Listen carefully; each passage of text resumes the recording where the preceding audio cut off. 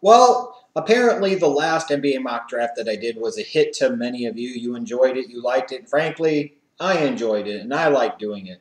And I told you I'd probably be back doing one of them every week until the 2015 NBA draft, and that's exactly what I'm doing here.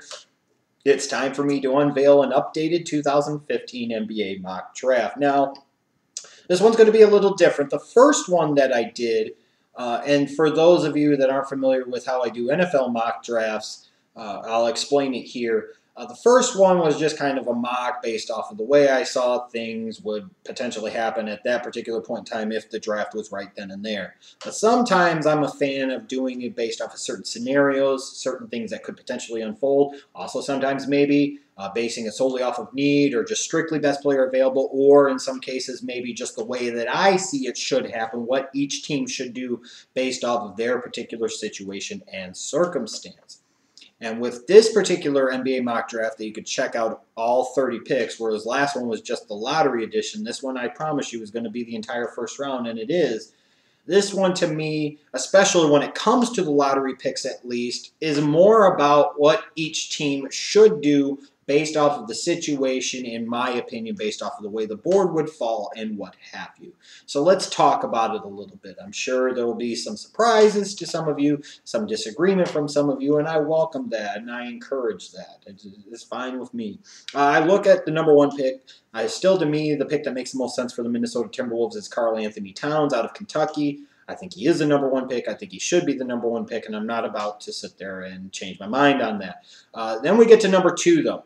And you know, in my last mock draft, I went on for a few minutes about why I thought the Lakers taking Jahlil Okafor, while somewhat understandable, would also be somewhat of a mistake. And frankly, if they were going to go to that school to get a player, I thought the better player for them was going to be a Justise Winslow from Duke. And in this case, as you can see, I put my money where my mouth is, because to me, if you're the Lakers, you want to get back to relevance. To me, you got to go with somebody like a Justise Winslow, and let me explain why. Part of the thing when doing this NBA mock draft, I was also trying to factor in here too, was what a team could potentially be looking to do in free agency. And I look at a team like the Los Angeles Lakers, and I see them potentially bringing in somebody like perhaps a Rajon Rondo, which might rule out a point guard like a D'Angelo Russell. I also think that they are strong contenders to bring in Kevin Love. He's a California kid. He wants to play there. I clearly, fully believe that. And as a result, you've already got Julius Randle. Where is a Randle and an Okafor going to fit in if you've got a Kevin Love as well? So then I turn to a Justise Winslow. You've got Kobe Bryant, for all intents and purposes, playing his last season in 2015-2016. You really don't have much else on the wing. You're also talking about playing in a conference where you have to go up against a backcourt that features players like Klay Thompson and Stephen Curry, James Harden, Russell Westbrook, Damian Lillard, so on and so forth. The bottom line is, in today's NBA, you win on the perimeter, and that's a simple fact. Furthermore, you either have to sit there and find guys that can score on the perimeter or be some type of threat to stop other teams from scoring on the perimeter. And when I look at a guy like Justise Winslow, I envision a guy that could come in right away and be a defensive stopper to a certain degree against guys like James Harden and Klay Thompson and Stephen Curry and Russell Westbrook.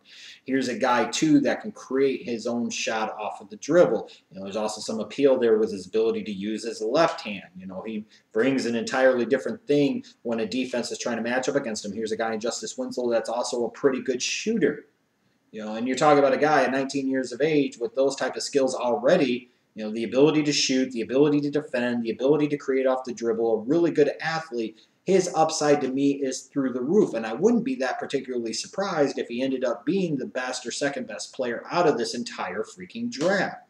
And to me, when I look at the Lakers and their particular circumstance and situation, I think they're insane if they take Jahlil Okafor. I think they're geniuses if they take somebody like a Justise Winslow. Especially, like I said, if I'm envisioning them bringing in somebody like Kevin Love and or Rajon Rondo into the situation via free agency or trade, what have you. Now, would I knock them if they took a D'Angelo Russell? No, because I think D'Angelo Russell makes a lot of sense as well. As a 6'5" point guard, left-handed again, a guy that can shoot, create his own shot, and create shots and opportunities for others. But I look at Winslow, I think he's a more complete player at this point in time because he's far superior on the defensive end.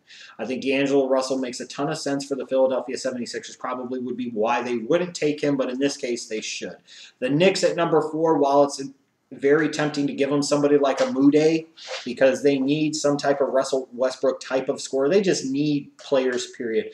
I look at a guy like Jahlil Okafor, and if they're trying to run the triangle, he has a lot of the offensive skill sets necessary for a post player in that system, and I think he makes a world of sense and would open up a lot of things outside for a guy like a Carmelo Anthony.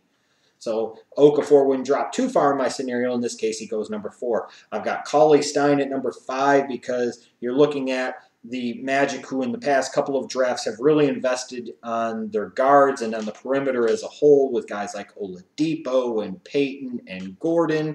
And now it's time to get some beef down low, in particular a versatile 4-5 combination guy that can defend, that can rebound, that can block shots. And that's something that Willie Cauley-Stein can do. Is he much of a offensive threat at this point in time? No, but I don't know that he needs to come in right away and be a huge offensive threat for the Orlando Magic. So based off, again, this situation, I think he makes a lot of sense for them. I've got Mudiay 6 to Sacramento, just as an example at this point in time, in my opinion, of best player available on the board. And Sacramento needs a guy that could be that number 2 option to complement a guy like DeMarcus Cousins. You'll see a lot of talk about them taking a Willie Cauley-Stein. Well, in this case, he's off the board. I think he makes a lot of sense for them. Hezonja from Serbia, I believe it is, going number 7 to Denver. This dude's an athlete. And if you haven't checked him out, go check him out. He's got some issues. You know, I've seen some talk about his attitude, and you can see it sometimes when you watch some of the highlights. You know, especially when people are showing like his weaknesses. You see if he's not offensively involved. You can see that he lacks in effort at times. But this is a guy that is explosive, a guy that can shoot at least somewhat. He needs to work on his handles, but he's a guy that has a lot of defensive upside. If you can harness it and you can, you know, channel it properly, he has the chance to really be a versatile 2-3 type of wing that can do some damage at the NBA. Porzingis, number 8 to Detroit. As some Pistons fans will tell you, one of the biggest problems with Monroe and Drummond in the same front court is spacing. Well, Porzingis at the 4 would most certainly make a lot of sense and solve a lot of those spacing issues. Now, how big is his upside at the NBA level? Only time will tell, because he needs to fill out his body. There's things he needs to work on, but this is a guy that's a better athlete than you think for being 7'1". This is a guy that's at least competent enough with the ability to create his own shot off of 1 or 2 dribbles, a really good shooter, a guy who is at least willing to go crash the offensive and defensive boards, even though he needs to beef up some to be able to handle that. A guy that if you put a little meat on his bones is going to be deadly as a post scorer, because if anything else, he's going to be able to turn to either shoulder, which he shows at times overseas that he can do now, and hit that fadeaway on you like a Rasheed Wallace type of style, that turnaround jumper at 6'11" like LaMarcus Aldridge kind of does now. You just can't really defend that. And you talk about in the NBA, as important as it is to have that point guard, to have those competent players on the perimeter, on the wings, in a lot of cases, you need that stretch 4, because that stretch 4 can open up a lot of things for your offense. And a team like Detroit, they just need talent. They need a guy like a Porzingis that can open up things. In terms of number 9 with Charlotte, with Stanley Johnson, they just need somebody that can score. They need a draft pick that doesn't suck. Plain and simple. Stanley Johnson won't suck. Stanley Johnson will be a very, very good NBA player. And he will be a very good wing player for the Charlotte Hornets. No more drafting of Michael Kidd-Gilchrist or no shit like that. Noah Venlas of the world. Get somebody like a Stanley Johnson. Just get a guy that can play. And a guy like Devin Booker to Miami at number 10 makes a bit of sense to me as well, because the Miami Heat could use another shooter. They could use some youth on the wing, and a guy like Booker gives them that in plenty. In terms of other picks, you can check out the rest of my first round and let me know what you think. The one thing I will say is that a lot of the mocks that I've seen right now have only had 2, maybe 3 international players going. And maybe this isn't the best draft once you get past Hezonja. I hope I pronounced that right. And Porzingis. Yeah, I'll agree. It's not the best international class that I've seen in some time for sure. But you're going to see several of these international players end up going in round number 1, in part because certain teams are going to want that flexibility that comes with being able to draft and stash these guys for a year, 2, 3, or maybe more, not having to tie up guaranteed money into these contracts right away, but being able to bring them as they mature and get older, you know, in a couple of years. So you'll see that as you get into the bottom portion around number 1, I have like Hernan Gomez going to Cleveland at 24, Osman going 25 to Memphis, Fazaro going 27 to the Lakers, Luawu, excuse me, going 30 to Golden State.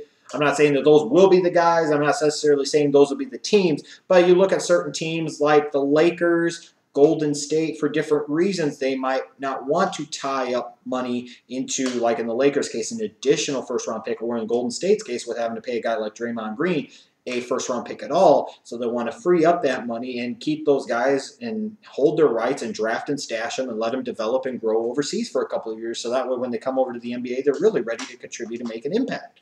You know, that's kind of what I see. So all these mock drafts I've seen, they have only 2 or 3 international players going. I think they're wrong. I think you'll see more, probably more along the lines of 6 to 7 of them. You'll really probably see a run on them, as there usually is, once you get past pick 20. I think that's where you'll start to see several international players go for different reasons, but I could be wrong. So make sure you check out my mock draft in the description box down below and let me know your thoughts on it. Let me know what you think in particular of my statements on Justise Winslow being who the Lakers should take at number 2, where I have Jahlil Okafor going. Just let me know everything in the comments below.